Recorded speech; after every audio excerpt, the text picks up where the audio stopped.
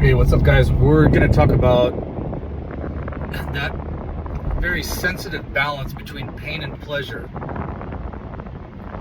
and how we can really look at this from the right perspective, how we can utilize these metrics to achieve what we want to achieve. So, one point that you can take into consideration is the scientific understanding of the hormetic response. If people aren't familiar with the hormetic response, I'll give you a couple of examples where a certain level of stress, a certain level of pain creates a response in the body that is advantageous to achieving better results in certain areas. So, like, for example, when you work out, it actually creates oxidative stress in the body. Generally, people are trying to avoid oxidative stress, but there's a certain amount of oxidative stress that the cell needs to undergo in order to become healthier and to perform better. And so a certain amount of exercise creates this hormetic response that makes it so the performance of our body increases. Now, if you exercise too much or too intensely, depending on your capacity, then the oxidative stress will become too great and it will have a deleterious effect upon you. Sometimes this is known as overtraining. Some people train so hard that over a period of time, it can compromise their immune system, they can become injured. There's even been cases of death. Another hormetic protocol that people often do is the sauna. A certain amount of heat for a certain period of time has benefits to certain symptoms in the body, certain systems, sorry. Another one is cold exposure. It's similar. There's a insult that occurs in the body and an adaptation that makes the body stronger in many ways. Similarly, in our everyday life, in our interactions with other people, in our culture, in our society, in our country, in our world, there are going to be some stressors that are actually going to be very beneficial to us. There's a lot of debates going on right now about certain words that people use that hurt other people, certain messages that hurt other people. Granted, this can be a very serious problem, especially when it leads and escalates towards things like physical violence and other things that are really bad for society. So once again, just like the hormetic responses that the body adapts to with a certain amount of heat exposure, a certain amount of cold exposure, a certain amount of exercise, similarly, the living being, as it goes through the different phases of life, from birth, through youth, through adulthood, through old age, there's going to be different stressors that actually make it more resilient, more robust, and often even anti-fragile. For those of you that are not familiar with anti-fragility, there's an amazing book entitled Anti-Fragile. And this is the concept where through stress, it's not that the object or the person becomes stronger necessarily, but it's more of the concept of that it becomes the opposite of fragile. So anti-fragile, right? So what does it mean to be fragile? You know, a common thing you might think of that's fragile would be like a crystal vase, something that would fall on the ground and just shatter. So the stress destroys the thing that's fragile. But with the anti-fragility, the stress makes it stronger. So imagine you had a crystal vase and you threw it on the ground, and the integrity doubled every time. So this is what the hermetic responses are in the body. You become more capable of sustaining more pressure, more stress, as you expose yourself to a healthy amount of stress. So it's similar with young people going through their early school. What do they have to deal with? What's the difference between, say, a baby and someone going through 5th grade? The baby's in a very protected environment, relatively. They're not getting their feelings hurt. There's no criticism, usually. They're in a very soft environment. Why is that? Because they're not capable of handling these type of stressors yet.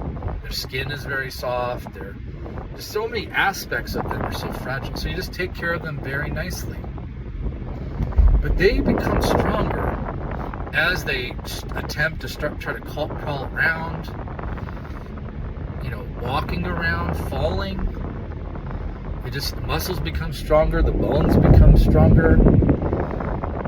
They're not as easily disturbed by things because they're starting to learn that if I want to go and be more autonomous, if I want to move around and become more mature and become more responsible, become more independent, I'm going to have to simultaneously deal with the pain and the stress and the problems that come with it. You can't have both. How is it that anyone could think that they're going to be out on their own, away from their parents, fending for themselves, and also at the same time, somehow miraculously, they're going to be taken care of even more so than they did from their parents when they were just very young? You don't get to have both of those. There's not a situation where you get to have both of those. If you want to become more independent, you want to mature into a more responsible person, especially as you're heading into adulthood, the more responsibility means that you're more capable of dealing with more problems. You can deal with more pain. You can deal with more sources of pain simultaneously and consecutively. It's like a lot of times an adult life would be, you wake up early in the morning, there's some pain. You go to work and you got some problems at work, there's some more pain. You run into traffic, there's some more pain. You have some indigestion from the thing you ate, there's more pain. Some days you might have consecutive pain from one thing to another throughout the day, and there's no one to come and save you. You got to work it out on your own. But you have the freedom to be able to go and make a lot of choices on your own. You get to do more of what you want to do because you're an autonomous being. So this comes with the territory. So if we're heading in the direction of a culture, into a society where everyone has to be super, super careful about what they do and what they say, what's the side effect of it? Less responsible, less mature, less autonomous, less independent people. People are going to be stunted in their growth by the diversity, by the adversity, by the stresses. Not too much, but not too little. It's like the Goldilocks zone. This is where we thrive.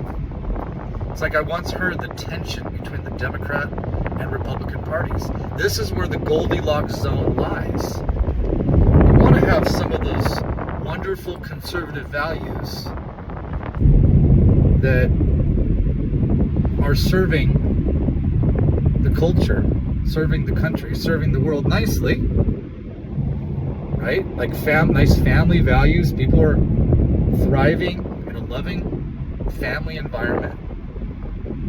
These are old values, but also you want to have some progressive values, like how can we use technology for a better life? How can we use new scientific advancements to be able to improve our life? There's this nice middle ground. Through our intelligence, through our careful thought, we as a society can come to understand where that sweet spot is. You know, in tennis, there's that sweet spot. Somehow you hit that ball, and right in that one spot of that racket, that ball just launches across the net. This is really our mission, to find that. You can see it in so many different areas. So, you know, going back to the 5th grade child, it's like sometimes there's a bully that you got to deal with. Sometimes there's someone that's just super, super nice. Sometimes there's someone that's in the middle. Sometimes you may not do so well on a test because you didn't study that hard. Other times, the test was easy. It's a mix.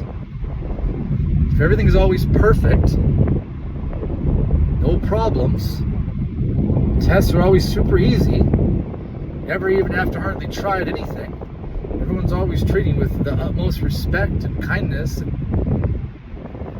you just don't develop any kind of resilience. Definitely not anti-fragility. You don't develop that thick skin that you need when the problems do come. Because if you're raised in a situation where it was like artificially constructed so that there's no problems, then when there is a problem, how are you going to deal with it? And that's exactly what I experienced in my life. There were certain times where things were way too easy for me. Not only was I stunted, my growth, my maturity, my responsibility, my independence, my understanding, my intelligence, my knowledge, not only were they at best stunted, in many cases they were going backwards. I was losing. That did not serve me. Only when hard things came into my life that I had to actually start to think, what's the way out of this? Here's a challenge. This is painful. Where's the solution? That's when amazing things, amazing growth started to actually occur. Don't we want to actually grow? Like if you were a 1-year-old child learning how to walk, and you could actually understand your parents really well, and you understood what the situation was around you, if you could actually understand at that age, and someone gave you the option that, well, we can just make it so you just don't grow, how would that be? Would that be a desirable thing? You just stunted, and as a little baby, mentally, physically, emotionally, in every way? That wouldn't be a good choice. So even as adults, we often aren't thinking. I have my finger on the pulse on this. I'm talking to people regularly. I'm listening to people very, very regularly.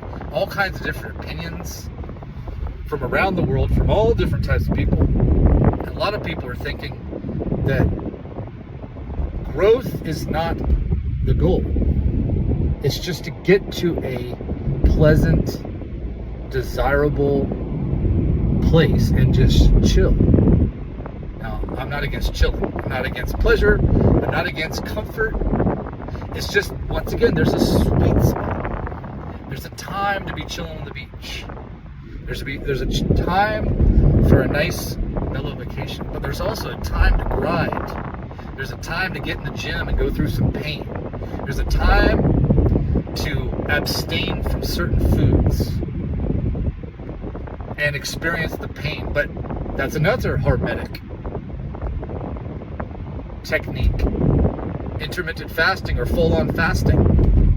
There's a bunch of amazing things in the body that can occur in certain individuals under the certain circumstances when you abstain from food.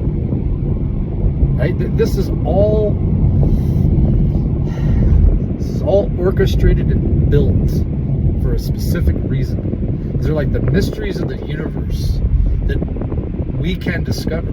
Some of us have discovered some secrets, some realities, some truths. And for those of us who've discovered something of value in our own life, then why not share it with the rest of our brothers and sisters? Why not share it with the people that haven't unearthed these jewels yet?